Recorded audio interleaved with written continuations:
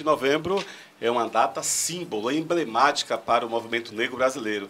É bom lembrar que não foi uma data instituída pelas elites, que instituiu o 13 de maio, que foi a abolição da escravidão. Um feito de uma princesa branca, a princesa Isabel. O movimento negro escolheu o dia da morte de Zumbi dos Palmares. O grande líder da negritude brasileira, um grande assim, personagem da história, que foi esquecido por muitos anos de forma proposital, porque ele não provinha dessa elite branca que achou que construiu o país para si. E 20 de novembro de 1695 foi a data da morte de Zumbi dos Palmares, o líder daquele grande quilombo, maior que o Brasil já teve, na Serra da Barriga, em Alagoas. É por isso essa data, a morte de Zumbi dos Palmares. É uma celebração a esse grande herói negro, aos outros heróis que existem no Brasil, que foram esquecidos, né? E tem personagens emblemáticos, J. Freitas. Por exemplo, a Maria Filipa, que o Brasil não conhece, nem a Bahia, é uma itaparicana. Ela pegou e expulsou os portugueses lá nas lutas de independência em 1823 com Cansanção. Ela e um grupo de mulheres negras. E agora que está sendo redescoberto assim, esse papel dessa mulher negra, que foi uma líder ali em Itaparica. O Cansanção tem uma substância, né, que é venenosa. Às vezes causa até paralisia, né, nas pessoas. Imagine uma surra de Cansanção. Quando você passa no mato rápido e o Cansanção toca em sua perna, já é aquele sofrimento. Imagine uma surra de Cansanção. Eu sei bem o que é isso, viu, Freitas? Ia pra roça com o pai. Não, já passei o Cansanção nas pernas. Aquilo é uma desgraça, rapaz.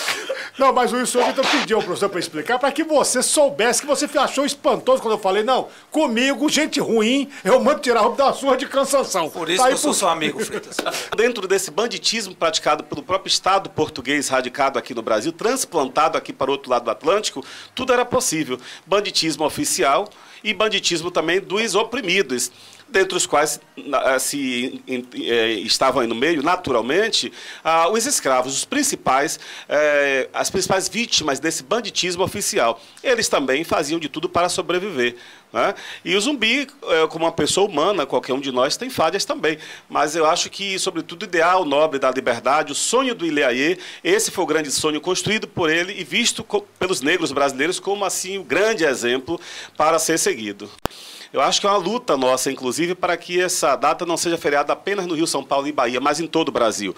Essa área aqui em torno, essa concavidade, essa gruta que vai adentrando na Baía de Todos os Santos, que nós chamamos de recôncavo, foi habitada no período colonial e imperial por uma grande quantidade de negros.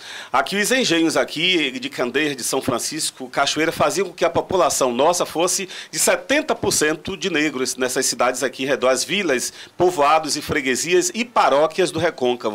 Então, já que nós temos essa ascendência africana tão forte, sobretudo nigeriana, também do Congo, de Benin, de Togo, principalmente da Nigéria, né, dos Yorubás, do tronco linguístico que nós descendemos mais, para a gente é uma data especialíssima, Átila, porque representa a data que nós instituímos como nossa, né?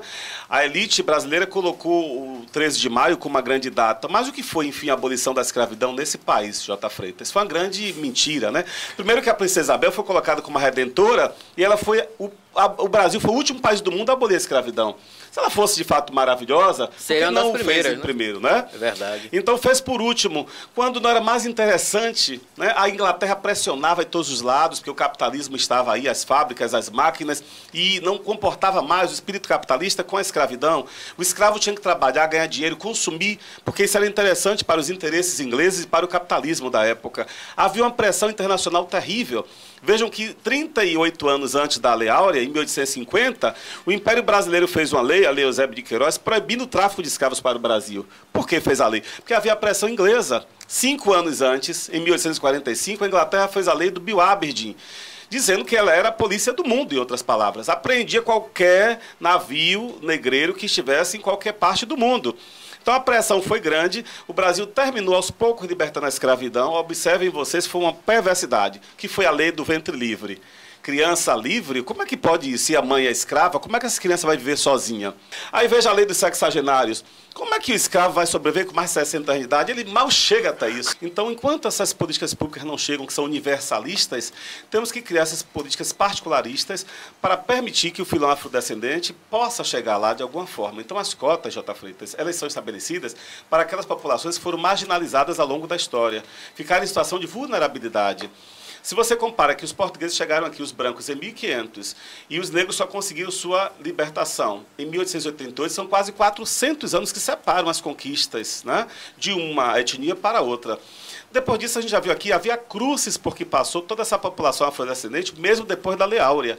Então, como é que a gente vai conseguir incluir? Como é que a gente vai tirar a radiografia da sociedade e ver em cima que as áreas periféricas não sejam só habitadas por negros e as áreas nobres só por brancos? Então, a gente precisa criar as cotas. Elas são a necessidade, ainda que nós tenhamos dificuldade em um país miscigenado como o nosso, de estabelecer quem é branco, quem é negro, né? Me chamou a atenção um documento de uma escrava aqui da nossa região, que porque teve um filho de olhos azulados, e a dona, a senhora do engenho, né, a esposa do senhor de engenho, só pelo fato de achar que aquela criança poderia ser filha do próprio marido, ela pegou uma marreta e saiu quebrando os dentes dessa escrava. Imagine você, que crueldade. E essa escrava terminou morrendo e a criança foi pega e jogada no meio do mar. Então imaginem vocês que muitas dessas mulheres, além de não quererem entregar seus corpos a esses senhores de engenho, ainda tinham que suportar esse tipo de coisa.